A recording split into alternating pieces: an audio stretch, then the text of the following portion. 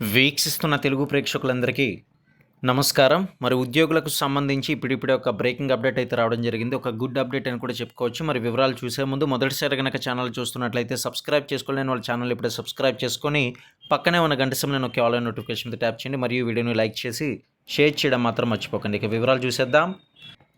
అయితే ఇక్కడ మీరు చూడొచ్చు, ప్రభుత్వ ఉద్యోగులకు గుడ్ న్యూస్. అయితే ఇక్కడ మనం గమనించాలి, టీజీ ప్రభుత్వ ఉద్యోగులకు ఉచిత బీమా కల్పించేలా 14 బ్యాంకులతో ప్రభుత్వం ఎంఓయూ కుదుర్చుకుంది.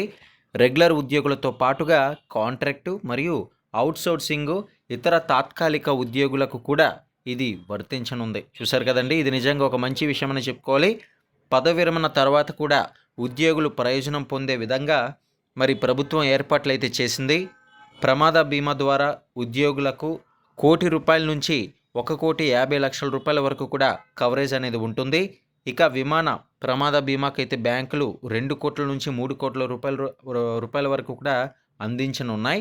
మరి దీని పట్ల మీకు అభిప్రాయం తెలియజేస్తూ లైక్ చేస్తూ మరిన్ని అప్డేట్స్ కోసం ఛానల్ సబ్స్క్రైబ్ చేసుకోండి.